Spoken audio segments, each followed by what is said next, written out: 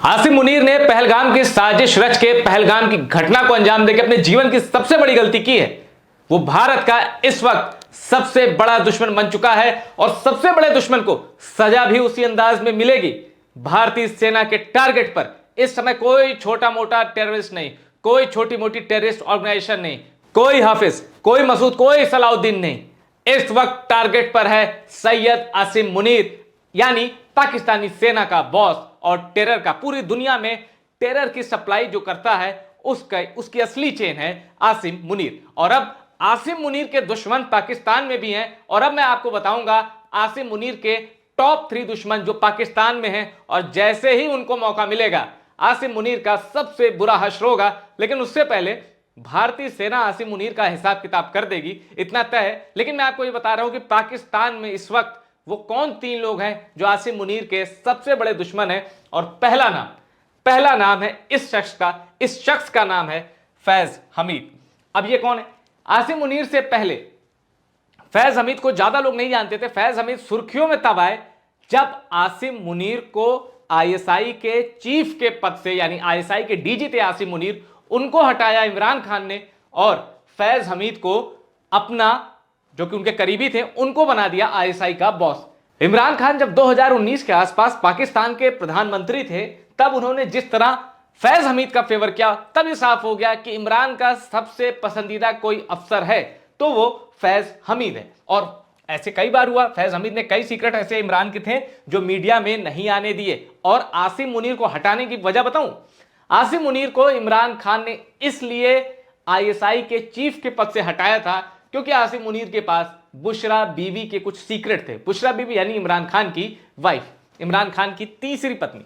और अब मैं आपको बताता हूं कि आखिर क्यों इस शख्स को, फैज हमीद को, माना जाता है कि भाई ये अगर जिस दिन इसे ताकत मिली ये आसिम मुनीर को छोड़ेगा नहीं। उसकी सबसे पहली वजह यह है कि इस वक्त फैज हमीद का मिलिट्री ट्रायल चल रहा है, कोर्ट मार्शल की प्रोसेस से ये गुजर रहा है। और इस वक्त फैज हमीद पाकिस्तानी सेना का सबसे पावरफुल जनरल होने के बावजूद, अब तो रिटायर हो गए, अभी ये कहां है? ये मिलिट्री की कस्टडी में है क्योंकि इनके ऊपर एक से एक संगीन मुकदमे लादे गए हैं।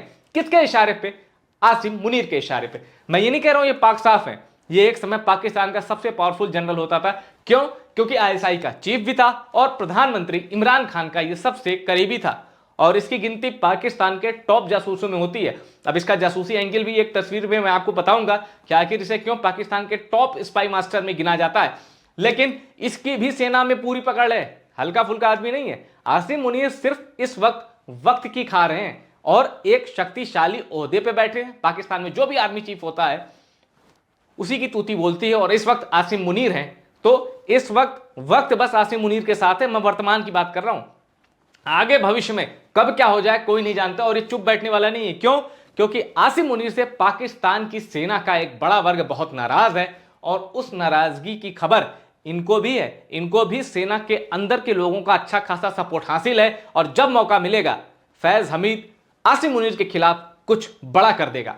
अब मैं आपको बताता हूं फैज हमीद और इमरान खान के रिश्ते की वो तस्वीर जब भारत ने देखी थी तब फैज हमीद का भी काउंटडाउन स्टार्ट हो गया था, लेकिन फैज हमीद के खिलाफ कोई एक्शन हो पाता उससे पहले आसिम मुनीर ने ही इनका गेम ओवर कर दिया। और अब ये बेचारे मिलिट्री कस्टडी में खुद की बेगुनाही का इंतजार कर रहे हैं, जो कि मुश्किल है क्योंकि पाकिस्तान में वही होता है जो सेना प्रमुख चाहेगा, जिसको भी चाहेगा जेल में डाल देगा।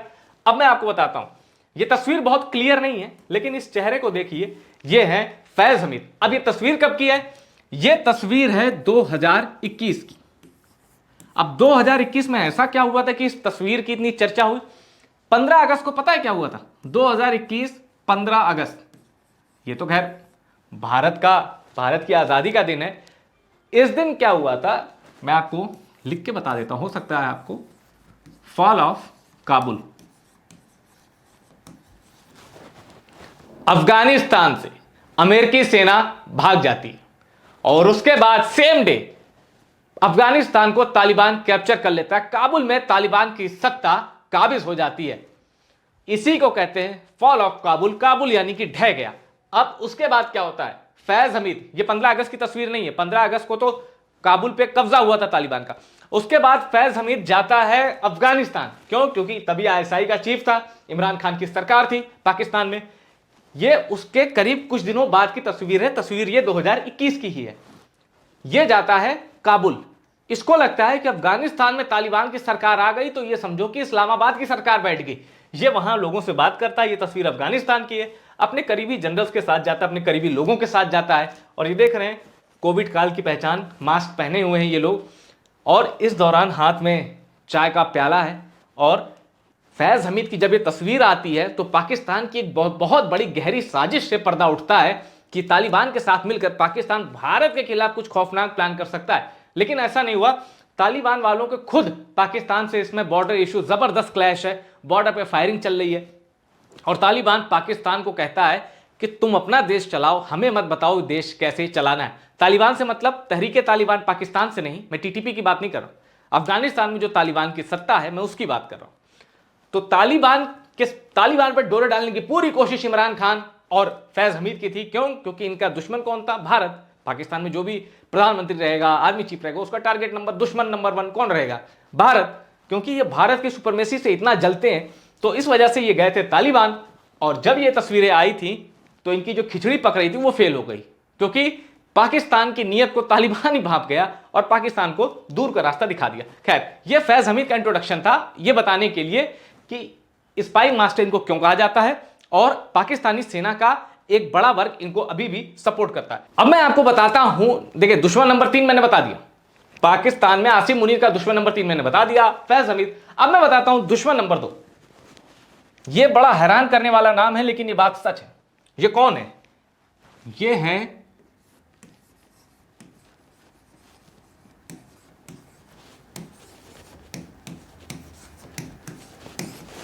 है बुशरा बीबी, इमरान खान की तीसरी पत्नी, लेकिन इनकी दूसरी शादी हुई थी। ये बड़े एक बेनजीर भुट्टो की कैबिनेट में एक मंत्री होते थे, बड़े पावरफुल, उनके बेटे, उनसे इनकी शादी हुई थी। बाद में इमरान खान से इनकी नजदीकियां बढ़ी और उसके बाद इन्होंने इमरान खान से निकाह कर लिया। बुशरा बीबी क्यों नंबर 2 पे है? इमरान खान की सरकार में होता वही था जो बुशरा बीबी चाहती थी, और इससे इमरान खान की करीबी कैबिनेट भी परेशान थी, सेना भी परेशान थी कि यार ये प्रधानमंत्री इतना ढिढोरा पीटता है कि रियासत मदीना बनाऊंगा, पाकिस्तान को यहां ले जाऊंगा, लेकिन वो खुद एक औरत के इशारे पर चलता है। अब उसके पीछे की कहानी क्या है? इमरान खान, इनसे इनका परिचय कब हुआ? एक असेंबली इलेक्शन हो रहा था, तो इमरान खान की जो पार्टी थी पीटीआई, वो बहुत मजबूत नहीं थी। इन्होंने इमरान खान के कैंडिडेट के बारे में कहा कि वो जीत जाएगा, जबकि वो कैंडिडेट हल्का था। अब वो कैंडिडेट जीत गया तो इमरान खान को लगा कि यार इनके पास तो कुछ जादुई शक्तियां हैं। ऊपर से एक सूफी संत थे, मुझे उनका नाम अभी याद नहीं आ रहा, इमरान खान की उनमें बड़ी दिलचस्पी थी, तो वो उस सूफी संत की दरगाह पे जाते थे। तो वहां उनकी मुलाकात उस सूफी संत की दरगाह पर जाने की वजह से बुशरा बीबी से भी हुई, और बुशरा बीबी की जो जानकारी थी इस्लाम में और वो सूफी संत की, उसने इमरान खान को थोड़ा अट्रैक्ट किया। तो ये जो 2 घटनाएं हो गई, जब इन्होंने भविष्यवाणी की इमरान तुम्हारा कैंडिडेट जीत जाएगा, जो कि हल्का कैंडिडेट था, उसके बाद इमरान खान को लगा कि यार इनके अंदर कुछ सुपर नेचुरल पावर है, ये इमरान खान को लगा। और पाकिस्तान की मीडिया में यहां तक कहा जाता है कि बुशरा बीबी को लोग जादुई शख्सियत मानते हैं। ऐसा माना जाता है कि जिन्नों से बात करती हैं, जिन्नादों से बातें करती हैं बुशरा बीबी।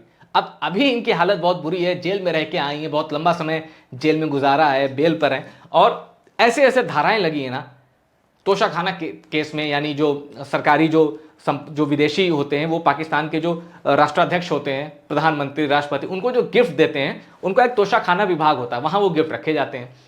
इमरान खान और इन पे क्या आरोप था कि उन्होंने इन गिफ्ट्स को सस्ते में बेच दिया, यानी सरकारी खजाने में चोरी की, मोटे तौर पर ये समझ लीजिए। इनकी जेल हुई। बीच में इद्दत का केस चला। इद्दत का केस क्या होता है? इन्होंने अपने पहले पति से तलाक लिया। अब इस्लामी कानून में यह है कि पहले पति से अगर तलाक लिया या पहला पति मर गया तो दूसरा निकाह करने से पहले कुछ दिन का एक पीरियड होता है, उस पीरियड में आप किसी से शादी नहीं कर सकते। लेकिन इन पे आरोप लगा कि इन्होंने उस इस्लामी कानून की धज्जियां उड़ाई हैं, और उन्होंने जिस पीरियड में शादी करने की इजाजत नहीं है, इन्होंने इमरान खान से वो उसी पीरियड में शादी कर ली। इनको लंबी सजा हुई, 7 साल की सजा हुई थी शायद, लेकिन बाद में उस केस से इन्हें बरी कर दिया गया था। और इनके ऊपर जो केस था ये चला तो था फौज के इशारे पे, इद्दत वाला केस, लेकिन जो खावर मनिका जो इनके हस्बैंड है, उन्होंने वो केस दायर किया था और पूरा मीडिया में आके उन्होंने कहा था, इनफैक्ट उन्होंने इमरान खान पे इतना गंभीर आरोप लगाया था, उन्होंने कहा था कि इमरान मेरे घर आके मेरी अनुपस्थिति में मेरे घर आते थे और बुशरा बीबी से मुलाकात करते थे। इशारा उनका आपको भी पता है किस तरफ है। तो हालांकि उसमें सजा भी हुई दोनों को, लेकिन ये बेल पे हैं और एक कोर्ट ने उसमें से दोनों को बरी कर दिया था। अब इनके बारे में, इनको बड़ा ही रूहानी किस्म की शख्सियत इनकी मानी जाती है और माना जाता है कि बड़ी पावरफुल हैं ये। और इमरान खान की सरकार में वाकई कोई सबसे ताकतवर था तो बुशरा बीबी थी। और चूंकि अभी ये बाहर है, पीटीआई जो इमरान खान की पार्टी है उसको ये अंदर खाने से संभाल रही है, लोगों को एकजुट कर रही है। और इमरान खान के लिए बाहर जो मूवमेंट चल रही है कि इमरान खान को जेल से रिहा करो, उनको आजाद करो, उसमें बुशरा बीबी पूरी तरह एक्टिव है और इमरान के जो भरोसेमंद हैं उनको लेकर एक बड़ी प्लानिंग कर रही है। बीच बीच में ऐसे कई जलसे हो चुके हैं, ऐसे कई समारोह हो चुके हैं, ऐसे कई मजलिसें जमा हो चुकी हैं जिसमें इमरान खान के समर्थकों ने पाकिस्तान की स्टैब्लिशमेंट के खिलाफ आर पार के नारे लगाए थे, आर पार का ऐलान किया था। और एक बड़ा जलसा आपको याद है जब इस्लामाबाद में भी गोलियां चल गई थी, जिसमें आपके केपी के जो चीफ मिनिस्टर है वो भी, उसने भी खूब दहाड़ लगाई थी कि जिसके बाप में दम हो वो इमरान खान को रोक के दिखाए। इस तरह के नारे गूंजे थे। तो कहने का मतलब यह है कि पाकिस्तानी सेना के खिलाफ आक्रोश की जो ज्वाला धधक रही है वो कितनी गर्म है, उसका पूरा एहसास आसिम मुनीर को भी है। और जो इमरान खान के समर्थक हैं, चूंकि ये जेल से बाहर है, इमरान खान जेल के अंदर है, तो ये उस मूवमेंट को लीड कर रहे हो। कभी भी जो ज्वालामुखी आपको शांत दिखाई दे रहा है, दरअसल अंदर ही अंदर वो सुलग रहा है। कभी भी एक बड़ा धमाका हो सकता है। और भूलिए मत 9 मई 2023 को क्या हुआ था। इमरान खान के समर्थकों ने जो पाकिस्तान की सेफेस्ट प्लेस है जीएचक्यू जनरल हेडक्वार्टर रावलपिंडी में, वहां कोर कमांडर के जनरल का घर भी जला दिया था।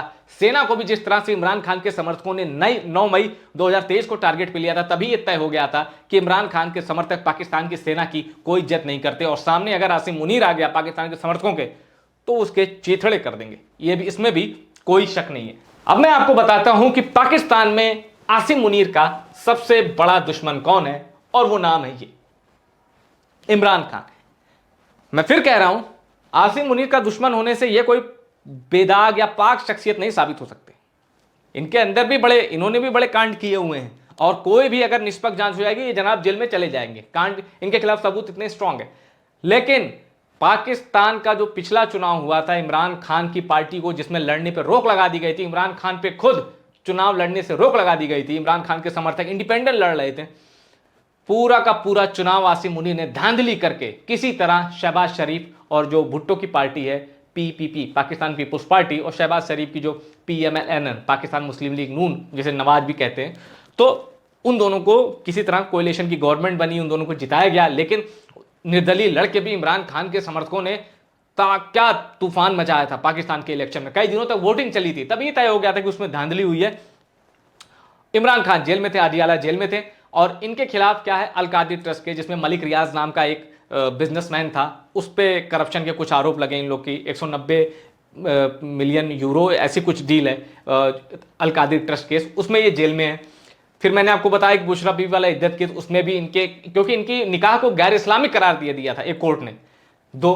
और एक केस है तोशा खाना वाला जो मैंने आपको बता दिया। और उसके अलावा 9 मई की जो हिंसा है वो वाला केस तो इमरान खान पे सॉलिड है, क्योंकि उसका मिलिट्री कोर्ट में भी अभी होना है इंसाफ। और तीसरी चीज, इमरान खान के खिलाफ पूरे पाकिस्तान में करीब 200 मुकदमे दर्ज हैं, नियर अबाउट में बता रहा हूं, करीब 200 मुकदमे दर्ज हैं। अब इनकी ताकत क्या है, इमरान खान की जगह कोई और होता, आसिम मुनीर उससे कब का निपटा चुका होता। लेकिन इमरान खान प्रधानमंत्री रह चुका है, एक पॉलिटिकल फोर्स है अपने आप में, और पाकिस्तान की अनऑफिशियली मैं बता रहा हूं पाकिस्तान की सबसे पॉपुलर पार्टी पीटीआई, क्योंकि अभी कभी भी चुनाव करा दो यह आदमी चुनाव जीत जाएगा।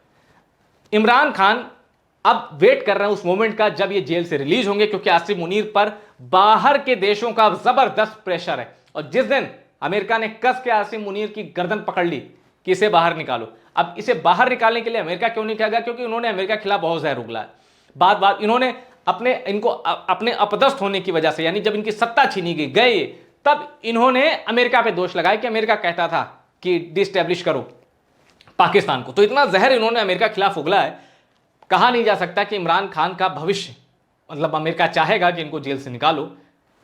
तीसरी चीज, इमरान खान जिस दिन जेल से बाहर आ गए, ये आदमी खुले तौर पे कह चुका है पाकिस्तान में, जब ये सत्ता में थे और जब चुनाव लड़ते थे, कहते थे मेरा पहला निशाना आसिफ अली जरदारी होगा। तो जरदारी का तो ये कुछ नहीं कर पाए, लेकिन ये टारगेट जो इनका होता है, और ये खुले तौर पर, आपको मैं एक चीज बता दूं, पाकिस्तानी सेना को, आईएसआई को खुले तौर पर किसी प्रधानमंत्री ने ललकारा है। इमरान खान, इन्होंने, इनके ऊपर जो डेडलीस्ट अटैक हुआ था, इनकी जान लेने की जो कोशिश हुई थी, इमरान खान ने नाम लेके कहा था, जनरल का नाम बताया था, वो फैजल नसीर एक जनरल था जिसको डर्टी हैरी कहते हैं, कहा था इसने 2 दफा मुझे कत्ल करने की कोशिश की, आईएसआई इसमें इन्वॉल्व है। एक पाकिस्तान का राष्ट्रीय नेता वो कह रहा है कि आईएसआई इन्वॉल्व है मेरी हत्या की साजिश में, यानी अपने ही देश की सेना, अपने ही देश की खुफिया विभाग को इमरान खान ने पूरी दुनिया के सामने एक्सपोज किया। यही वजह है कि इमरान खान को जबरदस्ती जेल में डाला गया, फिर इनके ऊपर मुकदमे लादे गए। कुछ केस में इनकी गलती भी है। और 9 मई की घटना के बाद जिसमें इमरान खान के समर्थकों ने पाकिस्तानी सेना की धज्जियां उड़ा दी, उनकी ताकत का माखौल बना दिया, मजाक बना दिया कि पाकिस्तान के पास न्यूक्लियर पावर है, घुस के मारा जीएचक्यू में इमरान खान के समर्थकों ने, जनरल हेडक्वार्टर रावलपिंडी में घुस के मारा पाकिस्तानी सेना को और कोर कमांडर के घर को जला दिया। तस्वीरें पूरे इंटरनेट पे हैं, सर्च कर सकते हैं, आप देख सकते हैं। इमरान खान जिस दिन जेल से निकलेंगे, अपने आप उस दिन पाकिस्तान का नक्शा बदल जाएगा, क्योंकि सबसे पहला टारगेट बनेगा आसिम मुनीर, क्योंकि आसिम मुनीर ही इमरान खान का सबसे बड़ा दुश्मन है। आसिम मुनीर ने ही इमरान खान और पीटीआई का पूरा एकदम इन दोनों को तबाह किया। बुशरा बीबी को जेल में डाला, इमरान खान को जेल में डाला, पीटीआई पर बैन लगवाया, इमरान खान के चुनाव लड़ने पर बैन लगवाया, पीटीआई को तहस नहस कर दिया, उनकी पार्टी पाकिस्तान तहरीक-ए-इंसाफ। और अब इमरान खान की जिंदगी का सबसे बड़ा मकसद है जेल से निकलना और आसिम मुनीर को तबाह कर देना। लेकिन इमरान को शायद यह खुशनसीबी नसीब ना हो। ऐसा इसलिए क्योंकि आसिम मुनीर अब भारत का दुश्मन नंबर 1 बन चुका है पहलगाम अटैक के बाद। और अब आसिम मुनीर का इंसाफ कोई करेगा तो ये नहीं करेंगे, आसिम मुनीर का इंसाफ भारत खुद करेगा।